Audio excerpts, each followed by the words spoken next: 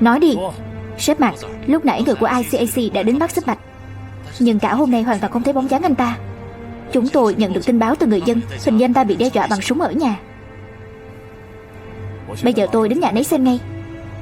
Cậu lập tức thông báo chi viện. Rõ.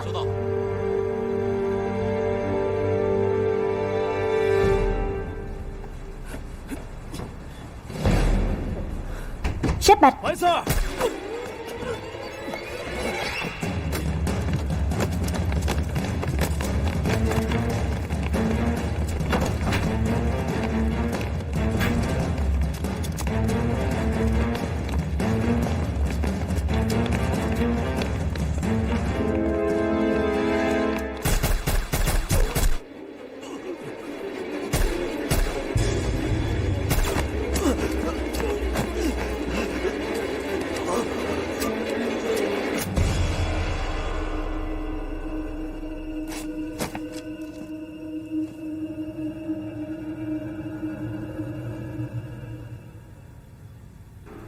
Lúc tôi còn bé, sau khi nhìn thấy Bạch Bân ở nhà,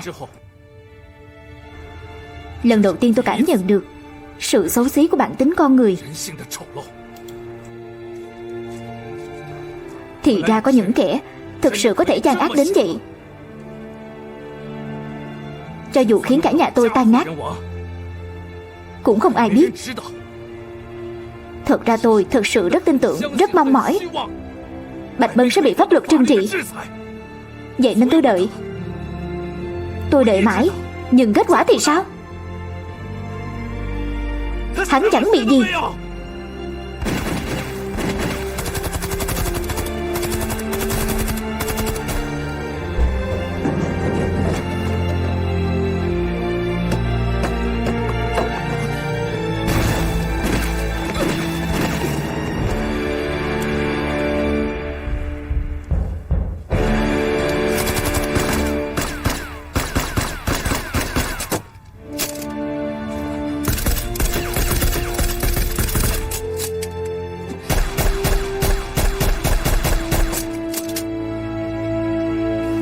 Sếp Mạc, tôi biết anh là cảnh sát tốt. Hôm nay tôi đã bước vào đây thì chưa từng nghĩ đến chuyện từ bỏ.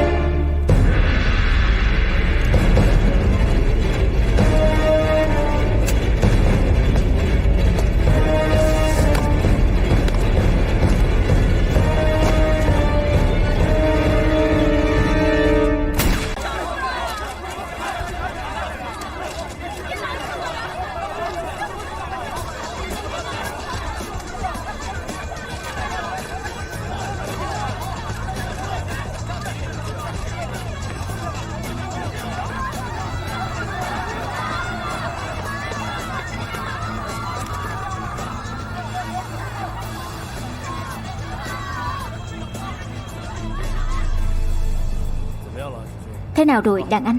Sếp Mạc, đã kiểm tra rồi. Trong đó có ít nhất 5 bom hẹn giờ C4. Còn khoảng 10 phút nữa là bom nổ. Tôi và các anh em đều không chắc chắn có thể gỡ hết bom trong thời gian ngắn như vậy. Tôi đề nghị mọi người sơ tán ngay.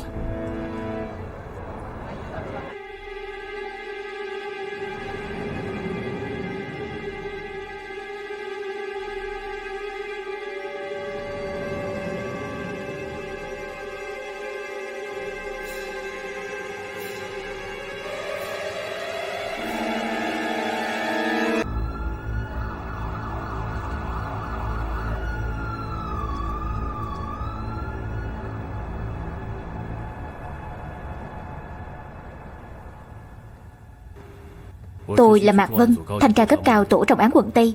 Trong vòng 5 ngày, anh nghi ngờ mình bị theo dõi 2 lần, sau đó còn bị đe dọa, đúng không?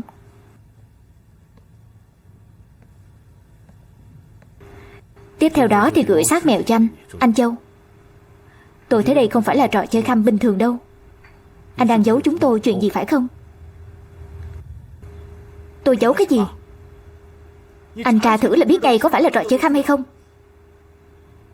Tôi là một công dân Hồng Kông, Trung Quốc, hàng năm nộp bao nhiêu tiền thuế. Tôi mời các anh lên đây uống ly trà, không được sao? Anh xem cổ phiếu đi, vẫn tăng suốt. Giờ còn 2 tiếng nữa là thị trường đóng cửa. Tôi thật sự không tin có ai lợi hại tới mức có thể giết được tôi. Căn cứ vào manh mối cho bằng chứng anh cung cấp cho chúng tôi. Theo kinh nghiệm của tôi, màn đe dọa này không phải là trò chơi khăm bình thường đâu.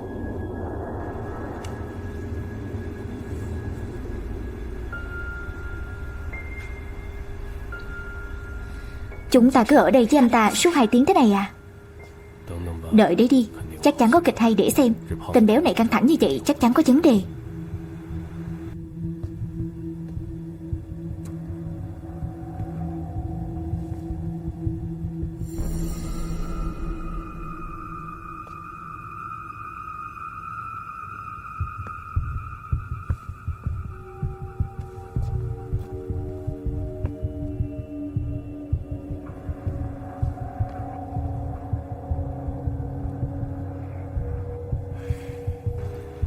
Được rồi, còn 15 phút nữa là thị trường đóng cửa. Xem thử thế nào rồi. Còn tăng 8 điểm. Đã bảo là trò chơi khăm rồi mà. Sếp Mạc, vất vả rồi, thật ngại quá. Wendy, pha chút trà tới đây cho sếp uống. Anh Châu đừng khách sáo. Thật ra chuyện cổ phiếu của anh tăng giá không liên quan đến tổ trọng án của chúng tôi. Nhưng anh báo cảnh sát nói nhận được xác mèo và bị đe dọa phải không? Nhưng anh lại khẳng định chắc nịch đây là trò chơi khăm. Hay thế này đi, anh theo anh em chúng tôi về ghi lời khai. Chúng tôi xong việc, còn anh thì thị trường đóng cửa được không? Được được, vất vả rồi, vất vả rồi. Lúc đi mang theo con mèo chết kia nha.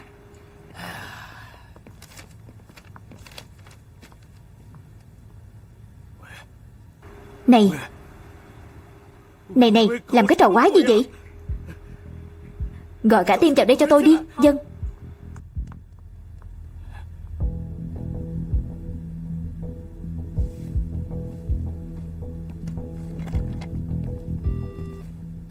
Nói đi. Sếp Châu, giá cổ phiếu công ty có biến động lạ.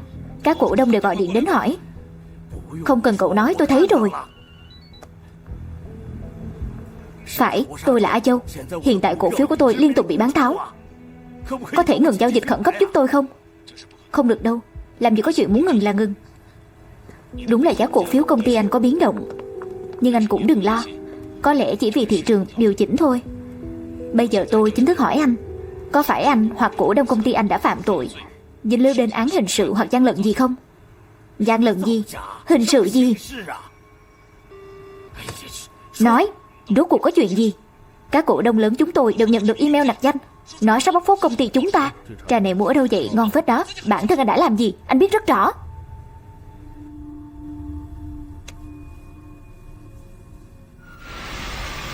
Cảnh sát Hồng Kông, Trung Quốc. Theo điều tra của chúng tôi, nếu muốn giảm giá cổ phiếu xuống 27 điểm trong thời gian ngắn, cần rất nhiều thời gian để làm được việc này. Cần dùng đến hàng trăm tài khoản, từ từ mua cổ phiếu này ở trên thị trường, rồi bán đổ bán tháo vào thời điểm nào đó. Mánh khóe xử lý này sẽ làm mất thêm nhiều thời gian và tăng độ khó lúc chúng tôi theo dõi các giao dịch cổ phiếu bất thường. Thật ra tổ trọng án của chúng tôi nghĩ rất đơn giản. Chúng tôi chỉ muốn biết vụ án này có dính líu đến yếu tố hình sự không. Cảnh sát Mạc, anh nói vậy thì chẳng bằng anh trực tiếp ra lệnh cho cuộc điều tra tội phạm thương mại chúng tôi, bảo chúng tôi ra ngoài điều tra án xong thì thu thập mọi bằng chứng, rồi giơ hai tay cho anh phá án, có được không? Mọi người đều vì công việc thôi mà. Nhưng tôi không hiểu được một chuyện. Kẻ đứng sau làm vậy hình như không phải vì tiền.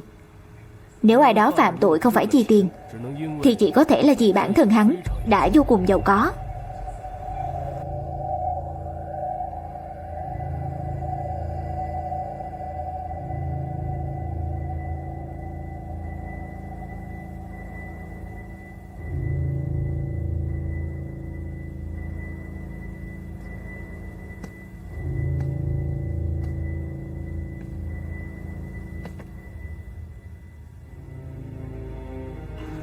Chúng ta đã mất bao nhiêu trong vụ này? Không thấm vào đâu với cậu đâu. Cậu chủ, đến giờ massage rồi.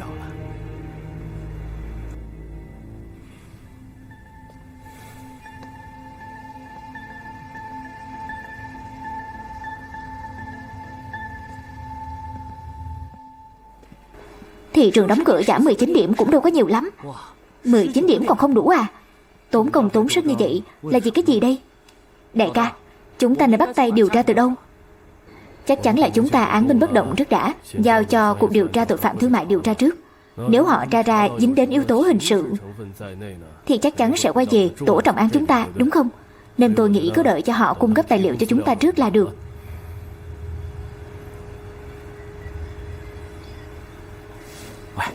Không biết sếp Bạch có lỗ nhiều lắm không? Nghe nói anh ấy có mối quan hệ với công ty này. Hay là chuyển cậu đến Cục Điều tra Tội phạm Thương mại nhé. Cậu có thể điều tra thẳng sếp Bạch luôn. Chắc chắn gã này không phải vì tiền, nên chắc chắn hắn có ý đồ khác. 19 điểm không làm cho Châu Thời Văn chết được đâu. Đây chỉ là lời cảnh cáo. Vậy nên sắp tới chắc chắn hắn sẽ có hành động lớn hơn nữa.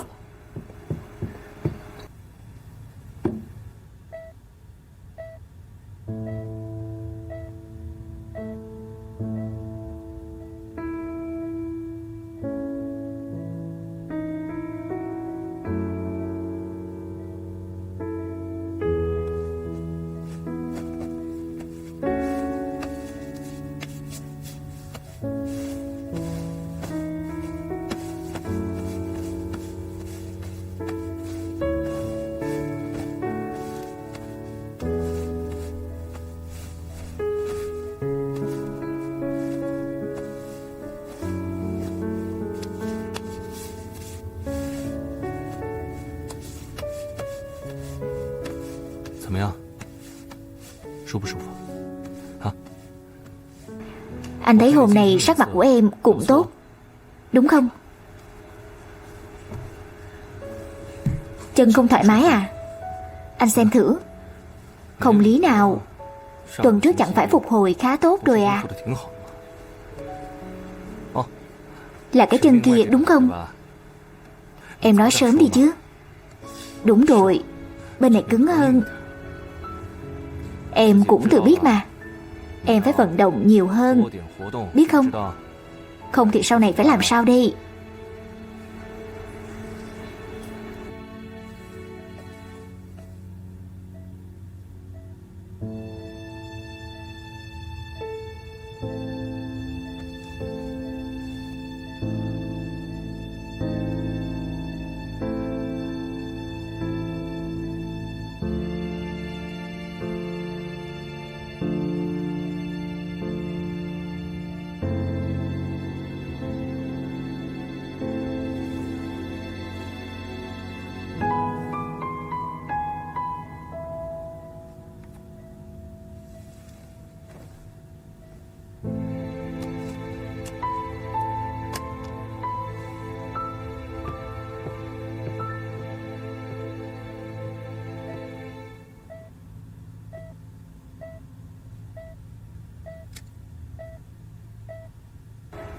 Sếp Bạch gọi đại ca gấp, có vẻ rất nghiêm trọng đó. Sếp Mạc ở trong đó sẽ không sao chứ? Tôi nghĩ với mối quan hệ của họ có lẽ sẽ không sao đâu. Sếp Mạc chắc chắn không sao. Sếp Bạch thì không biết.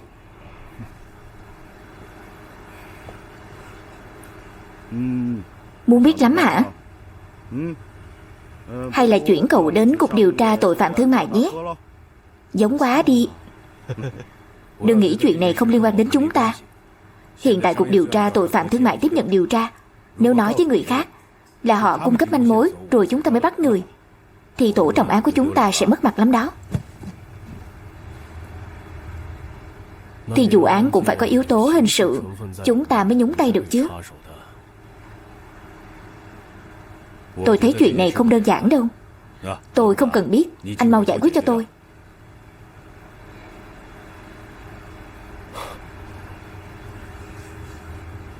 Dân, thưa sếp.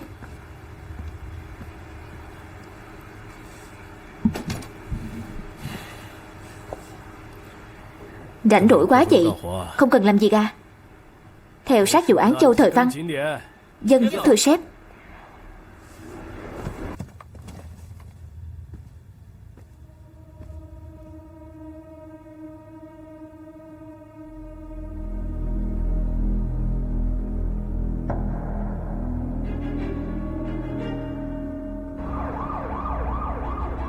Tập đoàn Châu Thị trước này danh tiếng rất ổn, cũng không có tin tức tiêu cực nào. Sao đột nhiên lại lộ ra nhiều phút như vậy chứ? Thực ra cũng không phải không có. Hình như tôi từng thấy ở đâu đó công ty của Châu Thời Văn gian lận, hình như còn hại chết người. Cô có chắc không? Những chuyện thế này không nói bừa được đâu. Phải đấy, cô từng thấy ở đâu, nhớ kỹ xem. Anh mua vé rồi. Khoảng mấy giờ em tan ca vậy em yêu? Chắc anh sẽ xong việc đúng 8 giờ.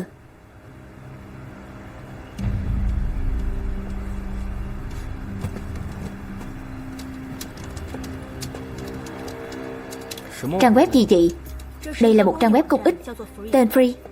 Rất nhiều người để lại lời nhắn trên này, kể lại những tội ác thật mà như giả. Cũng có những nạn nhân không được đối xử công bằng. Tổng hợp lại đây, xem đây là nơi trút giận.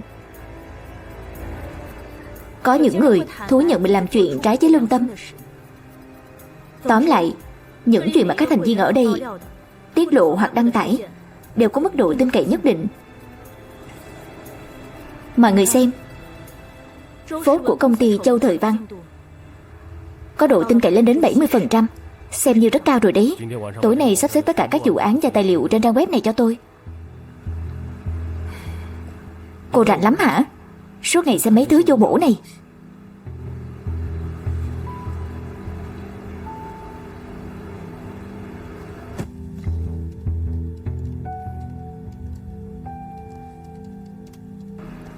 Xin lỗi, đêm nay anh phải tăng ca. Anh nghĩ chắc không kịp giờ xem phim rồi. Hai người sang bên đó, chuyển luôn cái máy tính kia đi. Để mấy thứ này trên bàn trước đã. Sếp Mạc, sao anh đến muộn quá vậy? Muộn lắm à? Chẳng sao. Anh làm việc của anh, tôi làm việc của tôi. Anh dâu, anh không sao chứ? Anh dâu, tôi nghĩ chắc chắn anh rất căm ghét kẻ đâm sau lưng anh. Chẳng bằng anh hợp tác với tổ trọng án chúng tôi. Họ phá án chậm, chúng tôi năng suất cao. Được. Được. Được. Cảm ơn đã hợp tác.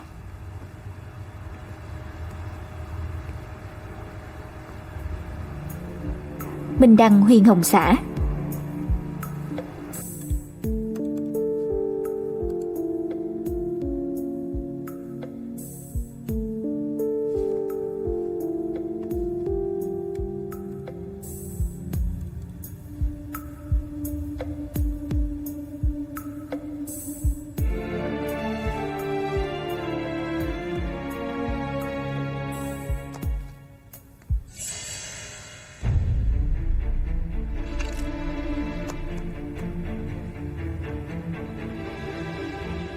Mọi người chú ý, sắp ra địa chỉ của trang này.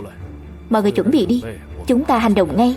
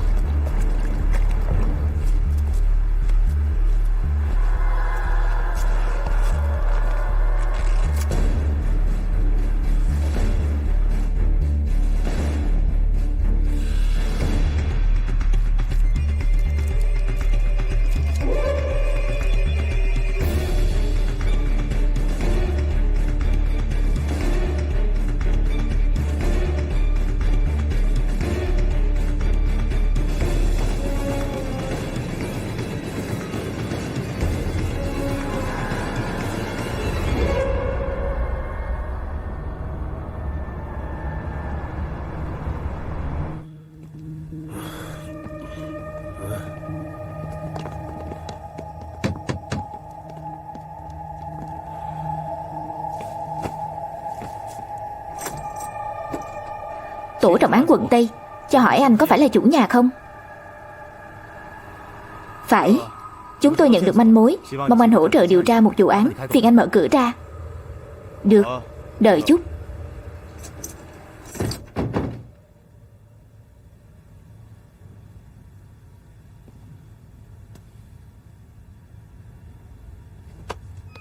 Xô cửa đi.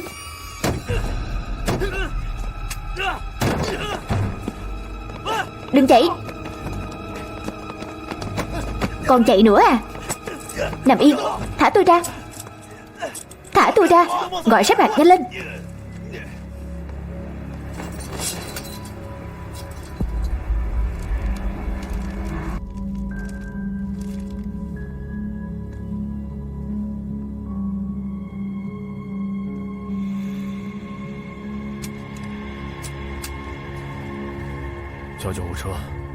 Gọi xe cấp cứu.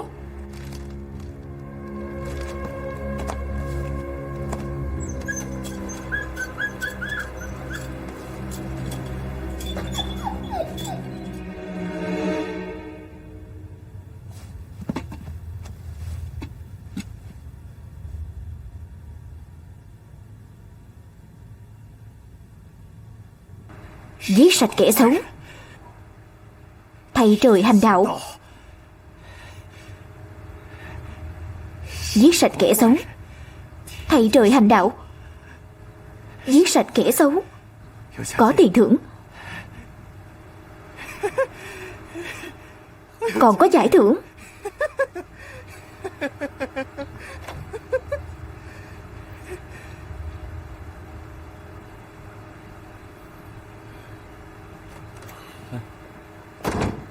Thế nào, hắn có phải là người lập trang web không?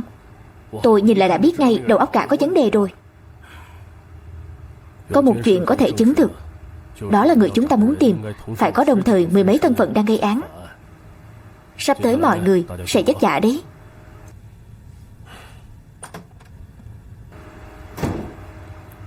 Nhìn tôi làm gì? Làm việc đi.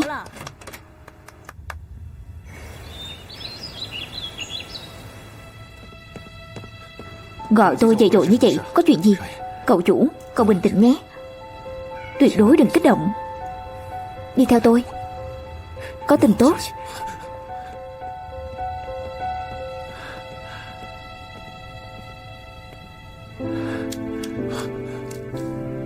Khiết Nhi.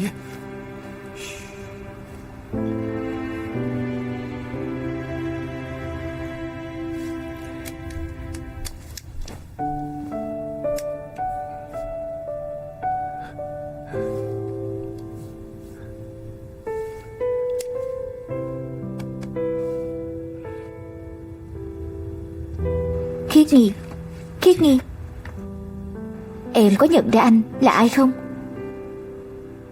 Cô ấy mới tỉnh thôi, đừng có nói nhiều quá. Vậy có phải là cô ấy ổn rồi không?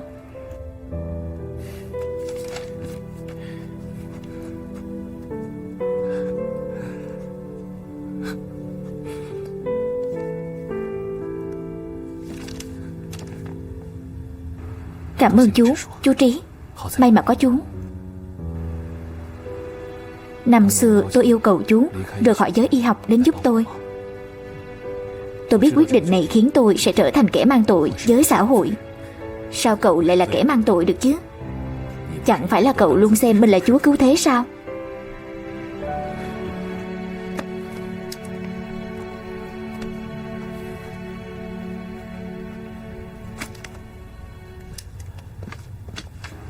Ở đây có nhiều vụ án thế này, sao chúng ta tra hết được?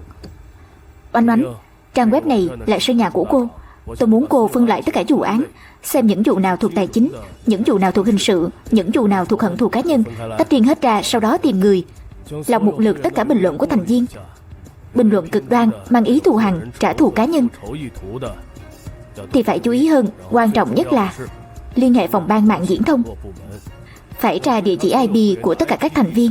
Nếu phát hiện ai cố tình giấu địa chỉ IP thì đó là mục tiêu truy xét hàng đầu của chúng ta, được chứ? Dân, thưa sếp.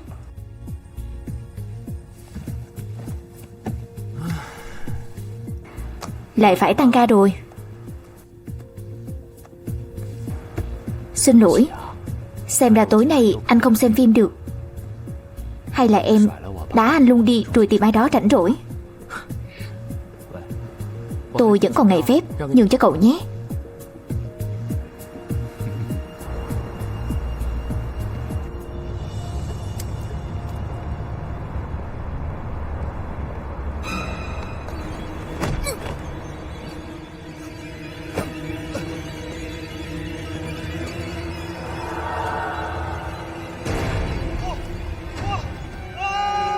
Cảnh sát Hồng Kông Trung Quốc, Trung tâm báo án 999 xin nghe.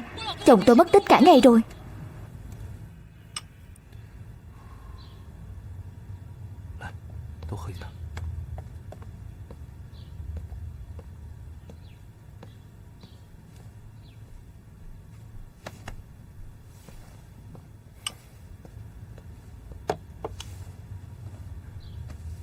Anh có chút chuyện phải ra ngoài.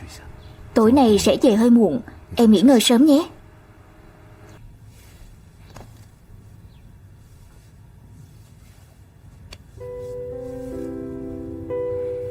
Yên tâm, anh làm xong việc sẽ về thăm em ngay. Chú Trí sẽ chăm sóc cho em.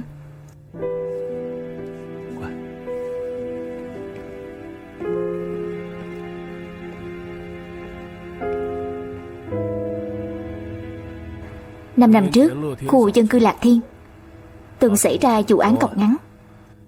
Khi đó vụ án này gây xôn xao rất ầm ĩ, vì cả tòa nhà đều sập, khiến rất nhiều người thương vong.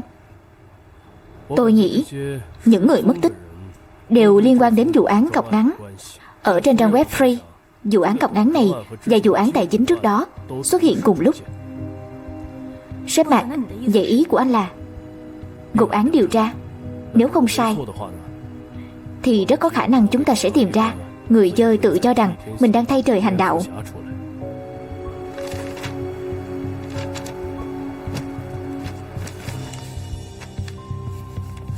Quả thực trang web này đang mong đợi anh hùng như vậy xuất hiện, nên nó mới trở nên hot thế. Tôi không cần biết động cơ của hắn là gì.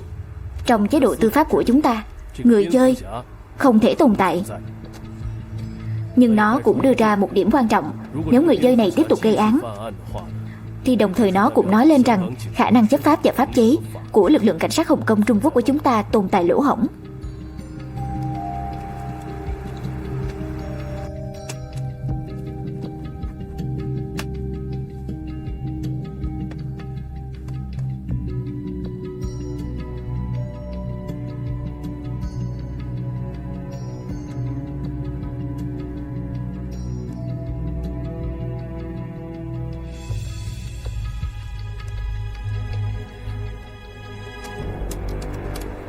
Có phát hiện. Mọi người đến xem này. Có người lại bình luận về vụ án cọc ngắn ở trên Free. Những đối tượng có liên quan đã bị trừng phạt nghiêm khắc. Vụ án cọc ngắn. Thông báo cho bộ phận an ninh mạng tìm ra địa chỉ IP của hắn. Để tôi báo với sếp Mạc. Xem thử tên này có bình luận nào khác không. Đây là tài khoản mới đăng ký. Tôi đã vào trang cá nhân của hắn, kiểm tra rồi. Trừ câu trả lời này ra, không còn lịch sử hoạt động nào khác.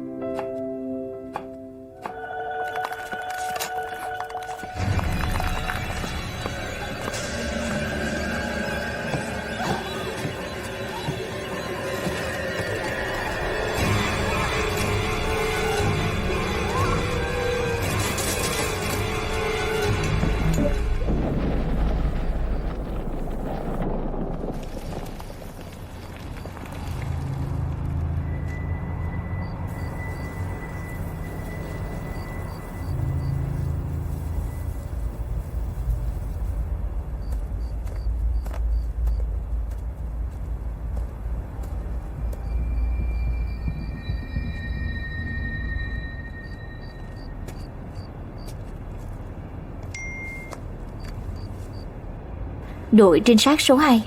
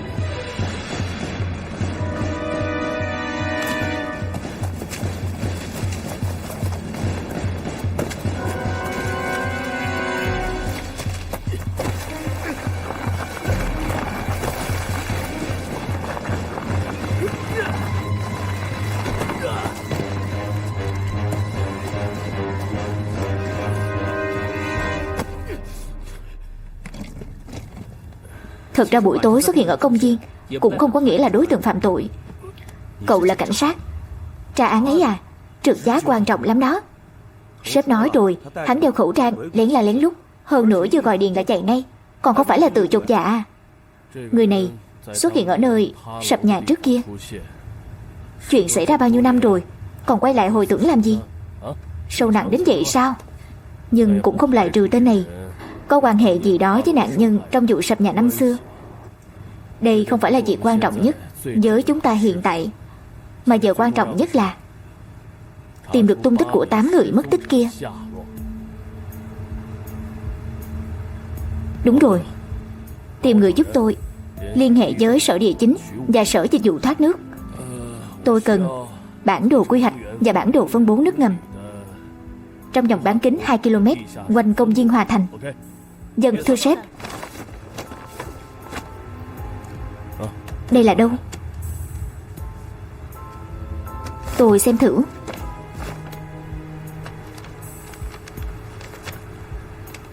Theo tài liệu Atlas Cục Đất đai cung cấp, có lẽ chỗ này là một hang động khoảng 10.000 thước. Ý của cậu là hang động này nằm ngay dưới công viên Hòa Thành, phải không? Đúng vậy. Vậy tức là tòa nhà trước kia bị sập ở ngay bên trên. Thảo nào lại xảy ra vụ án cọc ngắn.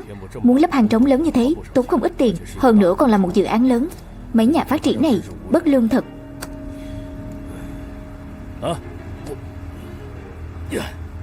Thông báo cho các phòng ban, rất có khả năng 8 người mất tích đang ở trong hang động này.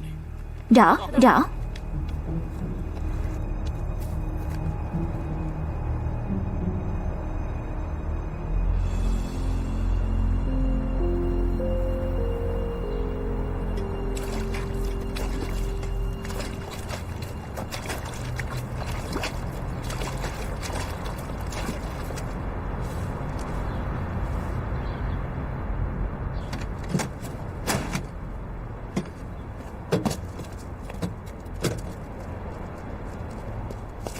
Anh làm gì vậy?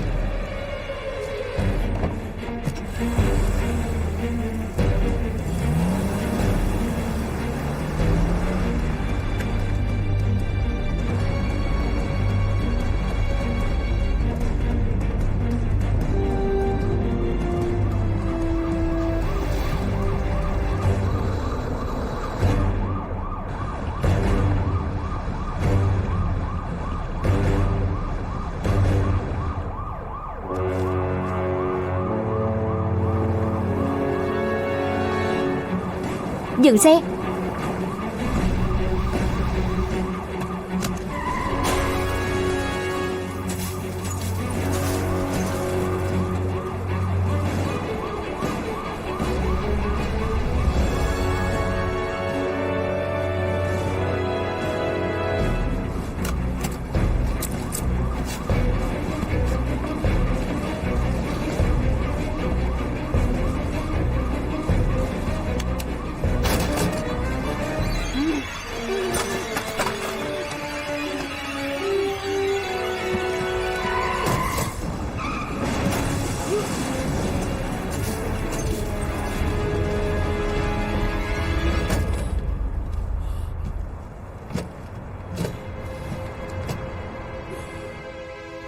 Bây giờ cục diện thành ra thế này, hay quá nhỉ. Lên cả trang nhất A1 rồi. Giới truyền thông dùng từ coi trời bằng dung để nói về tội phạm này rồi đó. Trước kia anh đã nói các vụ án tài chính kia và 8 nạn nhân của vụ án cọc ngắn là cùng một kẻ gây ra. Nếu không bắt được hắn, đừng nói gì anh, đến tổng cảnh ty tôi đây cũng không giữ được cái ghế của mình. Anh yên tâm đi, tôi đã nắm được rất nhiều manh mối, sẽ bắt được người nhanh thôi. Anh cần bao nhiêu ngày? 10 ngày được không? Ok. 1 tuần tôi còn chơi nhiều nữa là. Đã tìm được lại xe cấp cứu bị cướp, nhưng nghi phạm không để lại bất cứ manh mối gì. Tại sao hắn mạo hiểm lớn như vậy để quay lại? Vì hắn vẫn chưa gây án xong. Trong vụ án này 7 người bị cắt cụt tay chân, ai cũng chết vì vết thương nhiễm trùng. Gã tội phạm này trả thù vụ án cọc ngắn bằng việc cắt cụt tay chân. Chỗ này của hắn thật sự không đơn giản đâu. Vậy tiếp theo chúng ta nên làm thế nào? Các cậu ra giúp tôi xem, trong vụ sập nhà có bao nhiêu người sống sót. Mỗi một người sống sót đều là đối tượng điều tra của chúng ta. Tin khẩn, tai nạn giao thông liên hoàn trên đỉnh núi.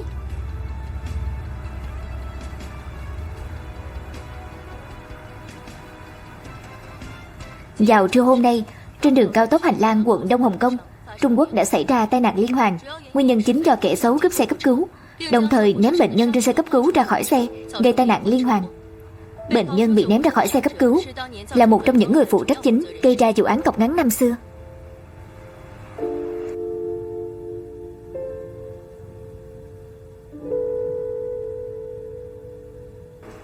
Mạc Vân, thanh tra cấp cao tổ trọng án, tôi muốn cô giúp tôi tìm một số tài liệu người sống sót trong vụ án cọc ngắn khu dân cư Lạc Thiên năm 2013. Dân, anh cho tôi danh sách trước, tôi cần thời gian để tìm. Phòng khám, những người trong danh sách anh vừa đưa cho tôi đều đã lần lượt bình phục và xuất viện, nhưng có một người khá đặc biệt. Cô ấy tên là Châu Khiết Nghi. Lúc đó cô ấy là người thực vật. Về sau có người nộp đơn xin đón cô ấy ra khỏi bệnh viện. Lúc đó trong mắt đội ngũ y tế chúng tôi, đây là một người đàn ông rất tốt bụng, cũng rất đẹp trai. Rất nhiều nữ nhân viên y tế đều nói đùa, nếu có người đàn ông tốt như vậy chăm sóc cho mình, có thành người thực vật cũng bằng lòng.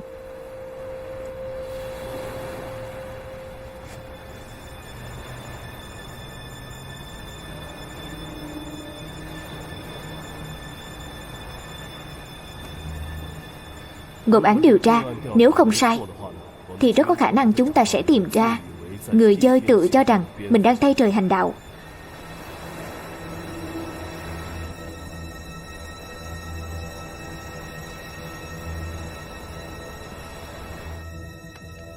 Nơi này, cả nơi này nữa, đi theo tuyến đường này không có vấn đề gì chứ?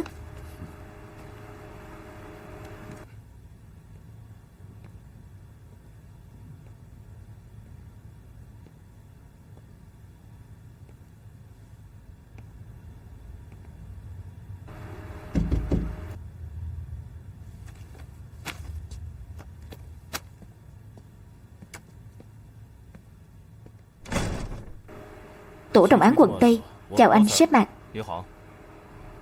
Tôi còn chưa tự giới thiệu mà. Vụ cướp ngân hàng Phúc Sinh năm 1998, vụ bắt cóc người giàu nhất Hồng Kông Trung Quốc năm 1999, vụ giết người hàng loạt phố Mã Long năm 2003, vụ buôn bán ma túy hoàng đế của trùm ma túy số 1 châu Á năm 2007. Cậu ra nhiều tài liệu của tôi như vậy, là người hâm mộ tôi sao? Xem như là vậy đi. Sếp Mạc, sao anh rảnh rỗi đến thăm người hâm mộ nhỏ bé như tôi vậy? Vì dạo này an ninh không tốt lắm, lo cho những người giàu có như cậu, nên muốn nhắc nhở các cậu cẩn thận hơn. Thật ra người giàu các cậu thích đi chơi ở đâu? Đã bao giờ thử nửa đêm đi dạo ở công viên Hòa Thành không?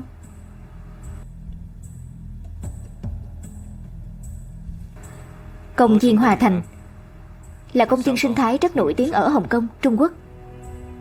Lúc rảnh rỗi đi dạo ở đó cũng chẳng có vấn đề gì, nhưng thường thì tôi không có thói quen này. Không có chuyện gì chứ, sếp Mạc? Dạo này xảy ra một vụ bắt cóc và gây thương tích tàn bạo. Tôi nghi ngờ có liên quan đến vụ án cọc ngắn nhiều năm trước. Trong đó có một nạn nhân tên là Châu Khiết Nghi. Theo tài liệu cho thấy, sau tai nạn cô ấy trở thành người thực vật. Về sau có người đón cô ấy đi. Người nộp đơn xin chính là cậu. Tôi muốn hỏi cậu vào tối ngày 19 tháng 11, cậu ở đâu, đã làm gì? Theo luật pháp Hồng Kông Trung Quốc, cậu cảnh sát này, cậu không có bằng chứng. Thêm vào đó luật sư của cậu Hồ không có mặt ở đây. Cậu ấy không cần trả lời bất cứ câu hỏi nào của cậu.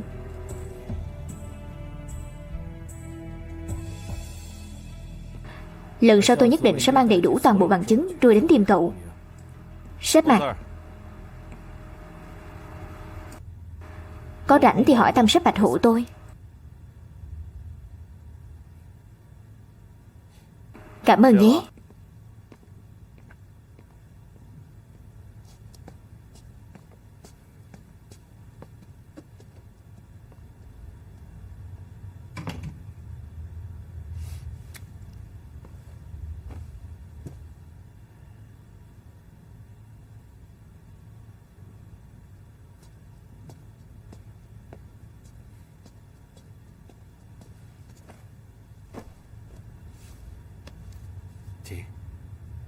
Anh có ý này.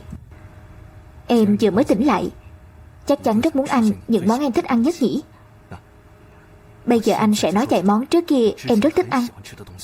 Nếu anh nói đúng thì em gật đầu. Anh sẽ nấu cho em ăn, được không? Trứng chiên xá xíu. Dạo này anh đang làm gì?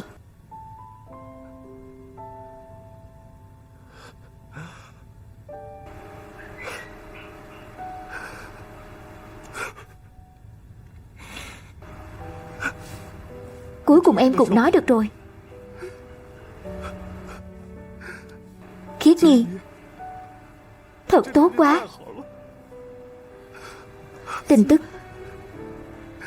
Em nhìn thấy tin tức trên TV rồi. Là về vụ án cọc ngắn. Tin tức gì? Bây giờ anh chẳng mấy khi xem tin tức. Anh còn chẳng biết là có thật hay không. Em nghe nói này, khó khăn lắm em mới được tỉnh lại, còn nói chuyện được. Quan trọng nhất là phải giữ sức khỏe thật tốt. Đừng nghĩ ngợi gì. Chưa biết chừng một thời gian nữa em còn có thể đi lại được đấy. Nghe lời anh đi, ngoan nhé.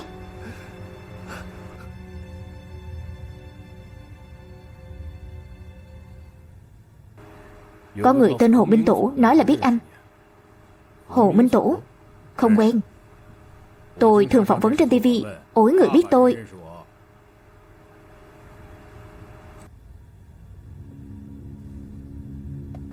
Nếu phán đoán không sai, cứ tiếp tục đi theo lối suy luận này. Chữ cái đầu tiên trong vụ án tiếp theo là E, đúng chứ? Phiền mọi người tìm hết những từ vựng bắt đầu bằng chữ E.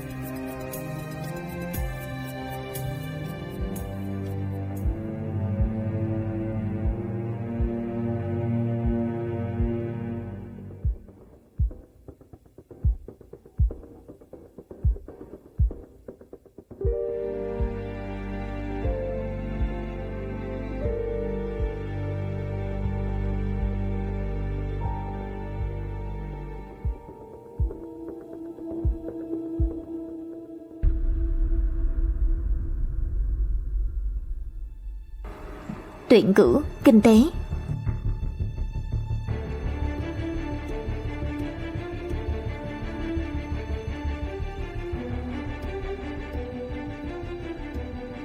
Bạn trưng bày mẫu tin thưởng thức cho cư dân.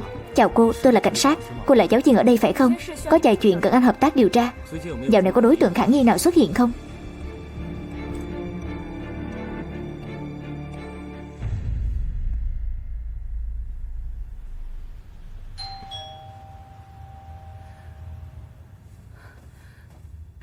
Ai chị? Tổ trọng án quận Tây. Ông còn nói là không có báo cảnh sát.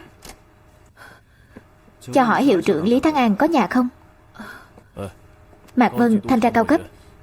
Tôi đâu có báo án. Sếp Bạch bảo các cậu đến sao? Gần đây xảy ra vụ án hình sự trả thù. Theo thông tin từ những người chỉ điểm và qua điều tra, chúng tôi có lý do tin rằng ông là một trong số các mục tiêu. Hay là chúng ta nói với họ luôn đi. Con gái tôi bị bắt cóc rồi.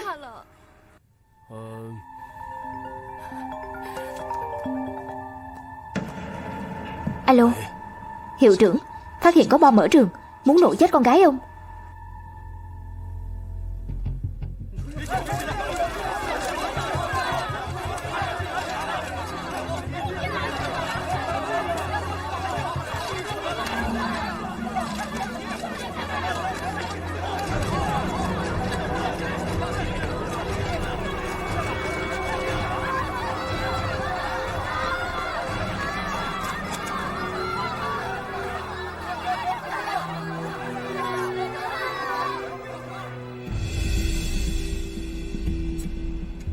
Sếp Mạc, thế nào rồi? Phía gỡ bom có báo cáo chưa? Để tôi hỏi thử. Tên khốn này vô duyên vô cớ nhắm vào nhà tôi. Bây giờ con gái tôi bị bắt cóc, còn nói là muốn nổ chết nó. Nếu con gái tôi có mệnh hệ gì, tôi nhất định sẽ kéo cậu chết chung. Hàng năm chủ tịch Châu quyên bao nhiêu tiền cho quỹ trường, tôi giúp cậu kiếm bao nhiêu tiền, cậu đừng có quên.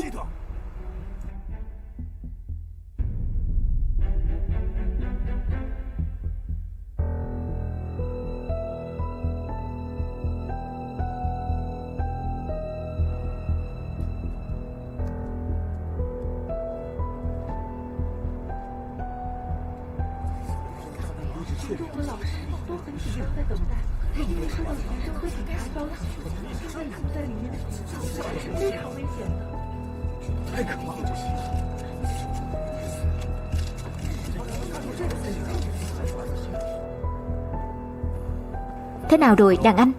Sếp Mạc đã kiểm tra rồi. Trong đó có ít nhất 5 bom hẹn giờ C4.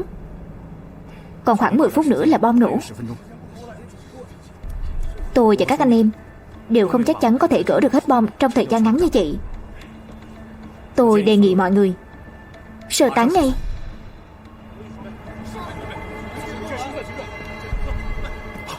Sếp Mạc, cậu không thể đi, con gái tôi vẫn còn ở trong đó. Ông Lý, đừng kích động quá, tôi mong ông hiểu rõ. Chúng tôi phân công rất rõ ràng. Chuyên gia gỡ bom nói phải sơ tán, tổ trọng án chúng tôi cũng phải chịu. Ông Lý, ông cũng phải sơ tán đi. Sếp Mạc, tôi mấy chục tuổi rồi mới có được một mụn con gái. Ông Lý tôi biết, nhưng mà sếp Mạc, tôi cầu xin cậu. Đứng lên trước đã đi. Làm ơn đừng làm vậy được không? Đừng làm vậy. Ông Lý, tôi cầu xin cậu. Ông như thế này khó xử lắm. Tôi cầu xin cậu đấy. Đàn anh, chỉ còn 10 phút nữa phải không? Chỉ còn 9 phút. Chỉ còn 9 phút thôi ông Lý. Cậu xin cậu. Đừng làm vậy, hiệu trưởng Lý, cậu xin cậu.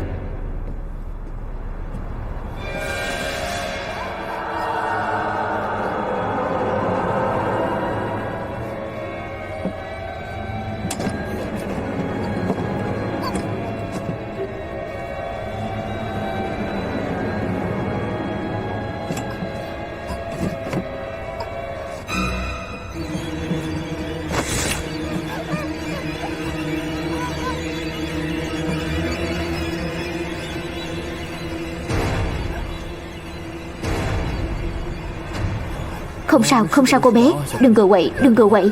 Không sao, đừng có lo, sẽ nhanh thôi. Đừng cựa quậy.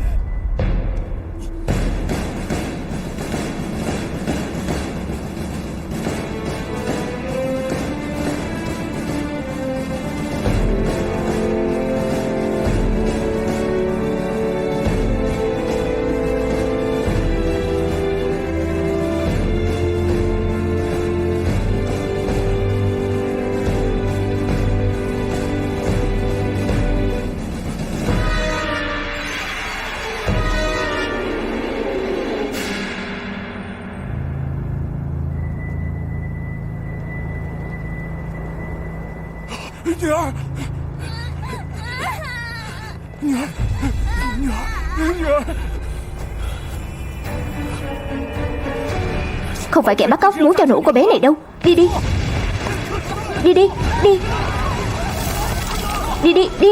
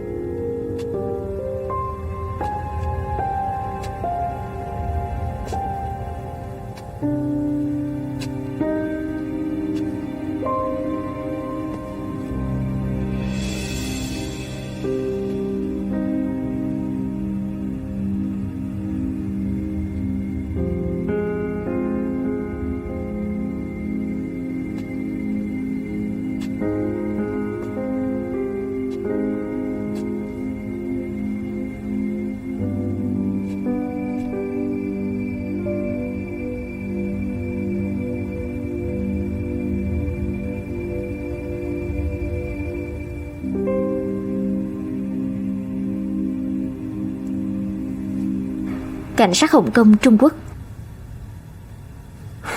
Gã thầy giáo kia đúng là cầm thú. Học sinh tiểu học cũng không tha.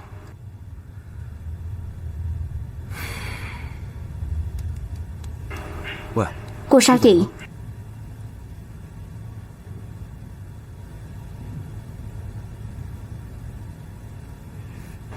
Lại cầm thú này đúng là có chết cũng chưa hết tội.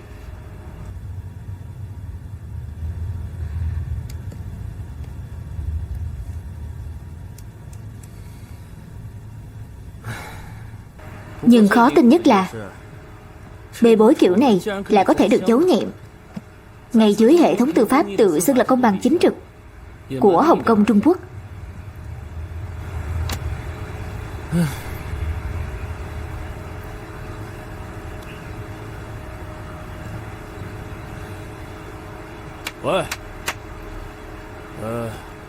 Tôi nghĩ ra một chuyện. Nếu muốn trả thù một người thì nhất định phải làm hại người mà kẻ đó yêu thương nhất. Nên tôi chắc chắn hôm đó gã khốn kia nhất định có mặt tại hiện trường. Vì cảnh tượng hắn mong đợi nhất chính là Lý Thắng An quỳ xuống nhận lỗi. Vì vậy phiền mọi người mau chóng tìm video giám sát ở quanh trường học.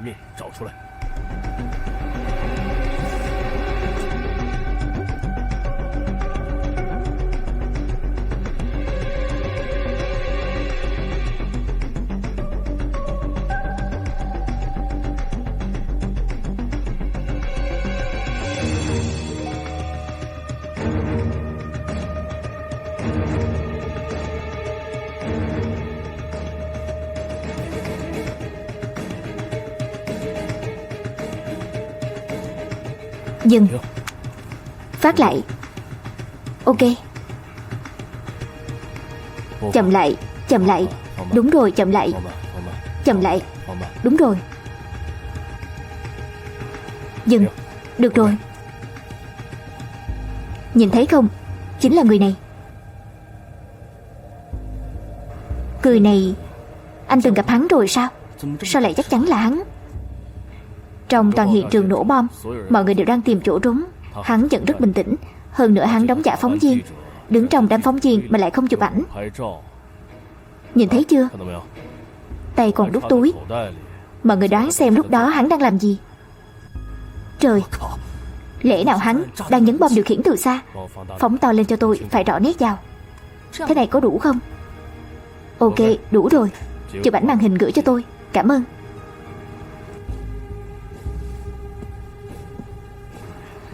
Sếp Mạc quay lại rồi.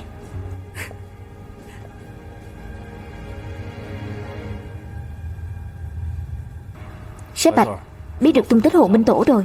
Tôi muốn xin lệnh truy nã.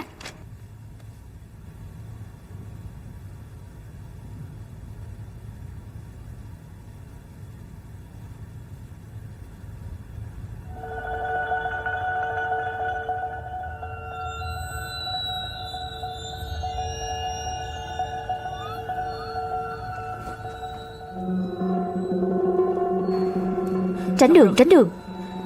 Đại ca, máy tính của cả sở cảnh sát đều bị hacker xâm nhập rồi. Màn hình hoàn toàn thông tin về Hồ Minh Tổ.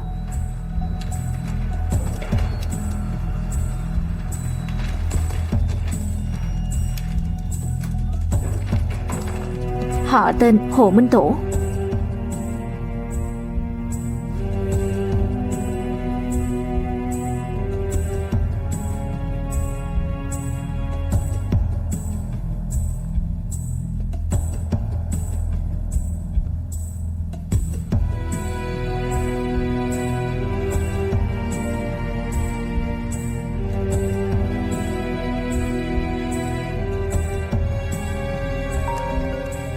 Alo.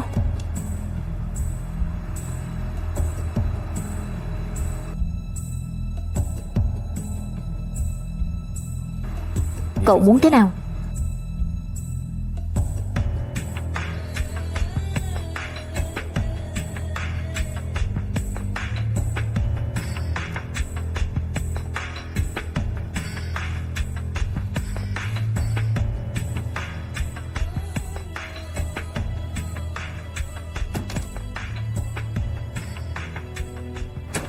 Tôi luôn nghĩ mục tiêu cuối cùng là gì? Freeze. E cuối cùng có nghĩa là gì? Thì ra nó có nghĩa là tư pháp. Hắn muốn khiêu khích pháp trị của Hồng Kông, Trung Quốc chúng ta. Hắn tưởng hắn là người dơi thật à? Mục tiêu tiếp theo của hắn là anh. Tại sao là tôi? Tôi cũng muốn biết. Anh có thể nói cho tôi nghe không?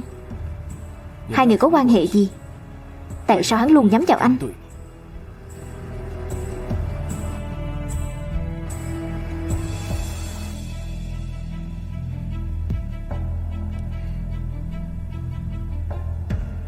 Người đã chết cả rồi. Thật không ngờ con trai anh ta vẫn tìm được tôi.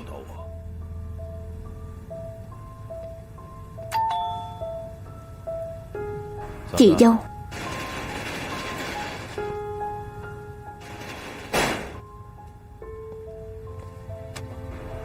Bảo chồng chị đừng lắm chuyện. Nhận nó đi. Tôi sẽ không lấy số tiền này đâu. Chồng tôi càng không.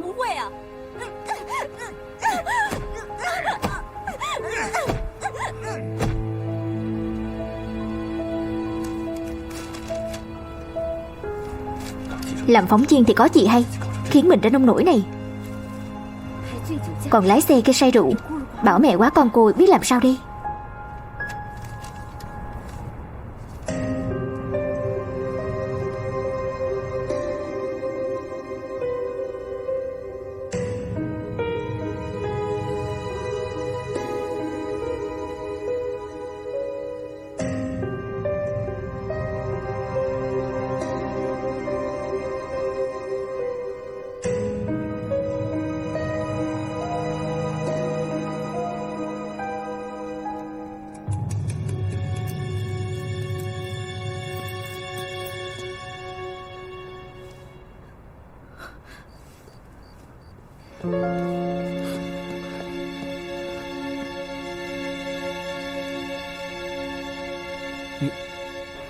Em có thể đi lại nhanh như vậy sao? Chú Trí đâu? Chú Trí ra ngoài rồi.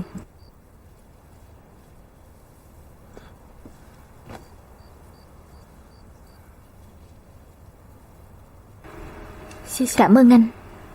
Bao nhiêu năm nay vẫn luôn nhớ sinh nhật của em.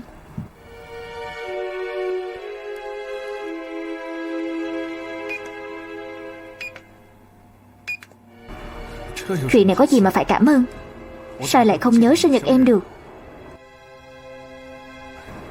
Em đấy, bây giờ mới đi lại được, đừng có đi lại lung tung. Chú Trí lại đi vắng, nhỡ té ngã thì sao đây? Anh lo em gặp bất trắc, hay lo rằng em phát hiện ra phòng làm việc của anh giấu dưới hầm?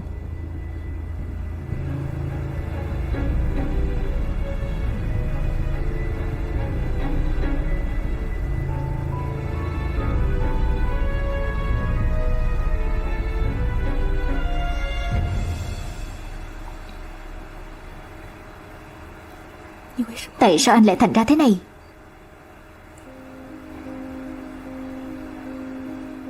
Tất cả bọn họ đều đáng tội. Anh làm như vậy có khác gì họ đâu. Họ phạm tội thì nên chịu sự phán xét của pháp luật. Anh làm như vậy sẽ chỉ càng sai thêm sai. Pháp luật, đợi pháp luật phán xét. Anh sắp đặt suốt 5 năm nay mới đợi được hôm nay. Em cũng vì gã súc sinh này mới ngủ say những 5 năm. Nếu anh không sắp đặt những chuyện này, liệu có ai biết được tội ác của họ đây? Vậy anh nghĩ anh làm như thế là đại diện cho công lý sao? Anh sẽ chỉ trở thành kẻ giết người hàng loạt mà thôi. Thậm chí tội ác của anh còn không thể tha thứ hơn mấy người đó.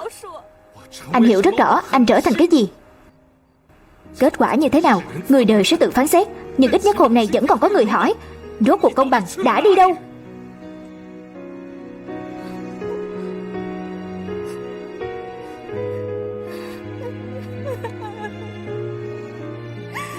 Em nghỉ ngơi sớm đi.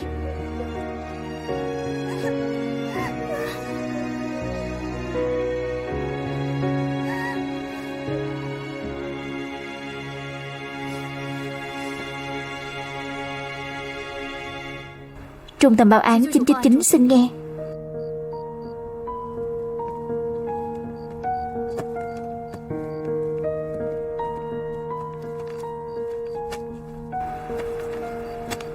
Chúc ngủ ngon. Chính cô báo cảnh sát đúng không? Dân xếp mặt. Cảm ơn cô đã hợp tác với cảnh sát. Dưới hầm có rất nhiều thứ. Cô ghi lời khai của cô ấy. Chúng ta xuống dưới lục soát bằng chứng.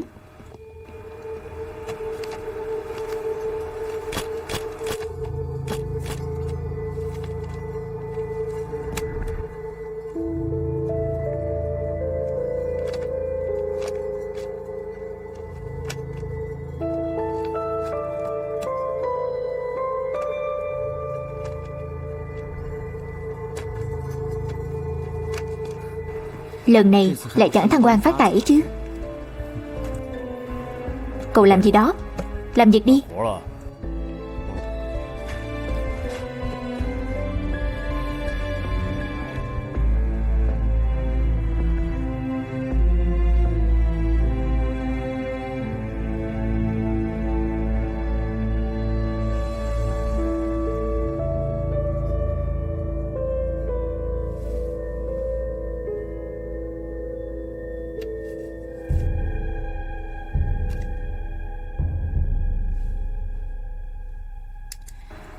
Ghi lời khai đến đây là xong.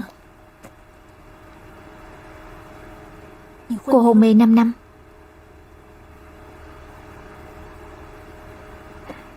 Bạn trai cô đã chăm sóc cô 5 năm. Nhưng cô lại chủ động tố cáo anh ta. Nếu cảnh sát bắt được anh ấy, cho dù anh ấy có ngồi tù 10 năm, 20 năm, thậm chí là 30 năm, anh ấy vẫn có thể làm lại cuộc đời. Tôi vẫn sẽ đợi anh ấy. Nhưng hiện giờ anh ấy đi trên con đường không thể quay đầu. Nếu tôi không ngăn anh ấy lại, anh ấy sẽ chết chắc. Hơn nữa sẽ có thêm càng nhiều người chết.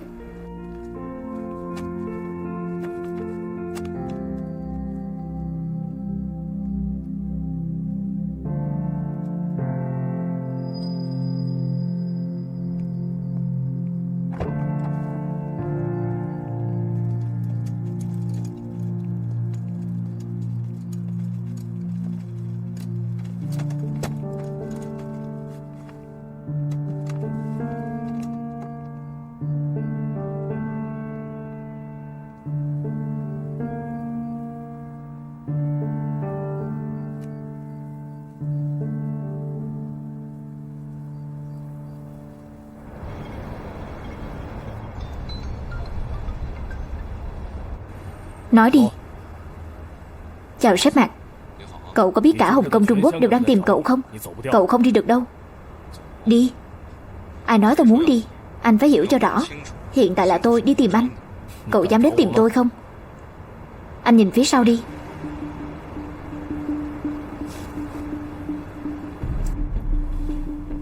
Đi theo xe tôi.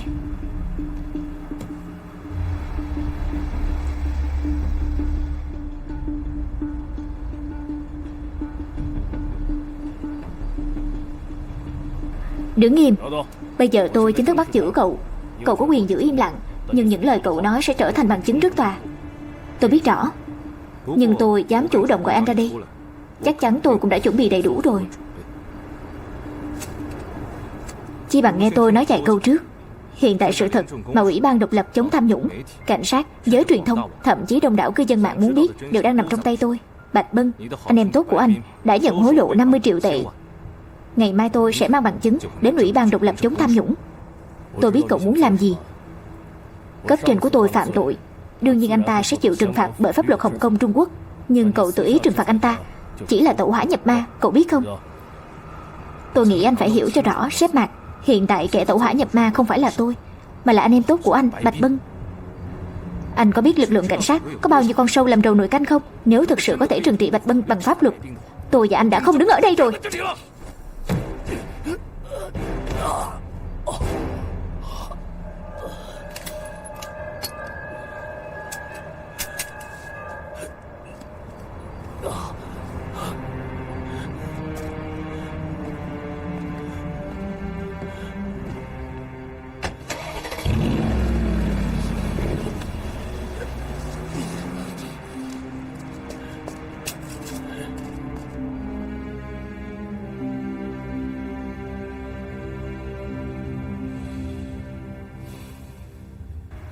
Tôi và anh quen thân bao năm nay. Anh có thể thành thật với tôi không? Đến giờ anh còn giấu tôi chuyện gì? Đến tận bây giờ anh vẫn không hiểu. Đây chính là khác biệt giữa anh và tôi. Tại sao tôi có thể ngồi lên cái ghế này, còn anh thì không? Anh tưởng những gì giới truyền thông nói đều là đúng sao? Đằng sau đó không ai quan tâm hắn rơi nước mắt vì ai cả. Tôi sẽ không sợ gã hò hồ đe dọa đâu. Lực lượng cảnh sát Hồng Kông Trung Quốc nằm trong tay tôi. Tôi có cách nhất định sẽ bắt được hắn.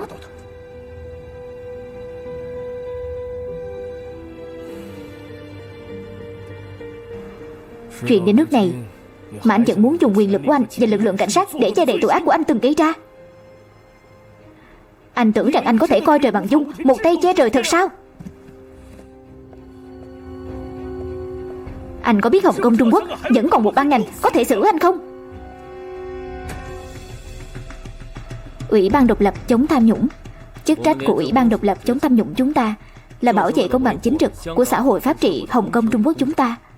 Bất cứ ai lợi dụng chức quyền để trục lợi cá nhân đều là đối tượng chúng ta cần tấn công. Gần đây, Ủy ban nhận được tố cáo nặc danh.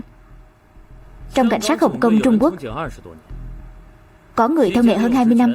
Trong thời gian đó đã lợi dụng chức quyền để tham nhũng hối lộ, hơn nữa còn thu lợi phi pháp lên đến hàng chục triệu tệ từ nền tảng tài chính nào đó. Ngoài ra còn liên quan đến nhiều vụ án mạng không rõ danh tính. Rốt cuộc là ai mà có quyền lớn đến thế? Tổng cảnh ty quận Tây Bạch Bân.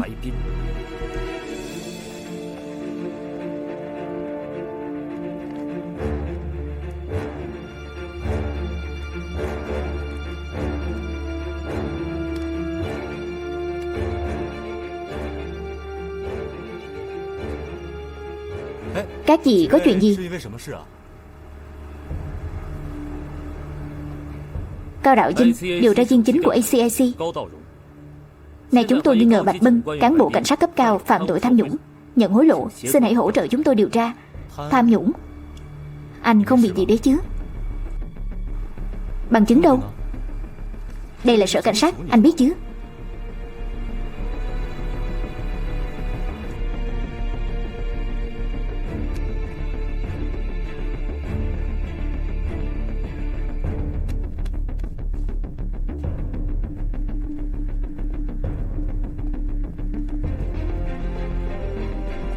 Văn phòng tổng cảnh ty. Tìm sếp Bạch sao? Anh ấy đi vắng rồi.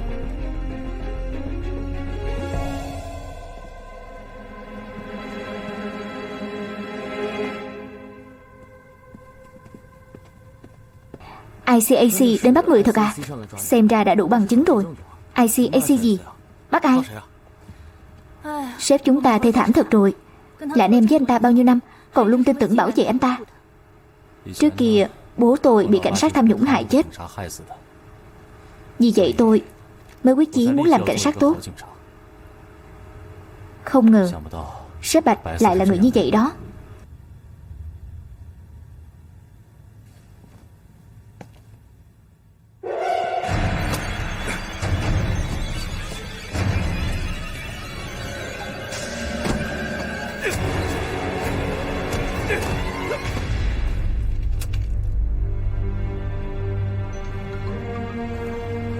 Nói đi. Sếp Bạch, lúc nãy người của ICAC đã đến bắt sếp Bạch, nhưng cả hôm nay hoàn toàn không thấy bóng dáng anh ta. Chúng tôi nhận được tin báo từ người dân, hình như anh ta bị đe dọa bằng súng ở nhà. Bây giờ tôi đến nhà nấy xem ngay. Cậu lập tức thông báo chi viện. Rõ.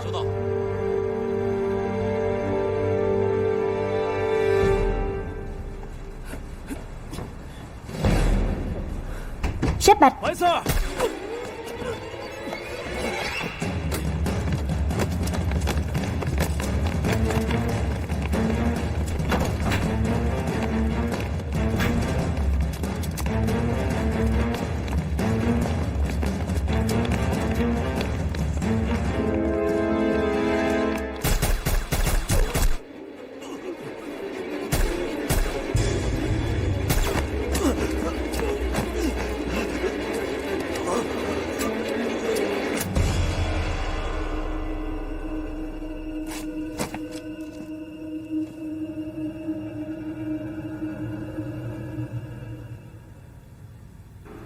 Lúc tôi còn bé, sau khi nhìn thấy Bạch Bân ở nhà,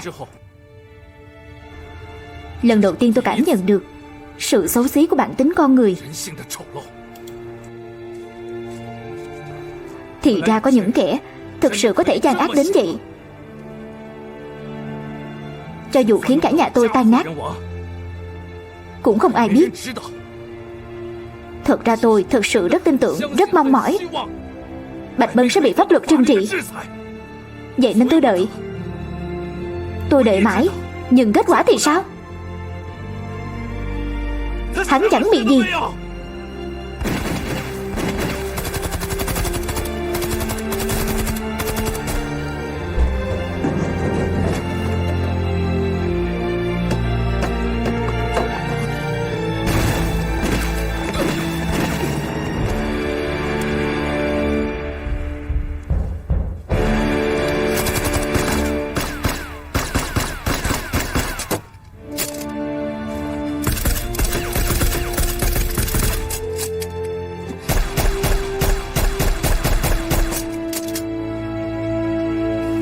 Sếp Mạc, tôi biết anh là cảnh sát tốt.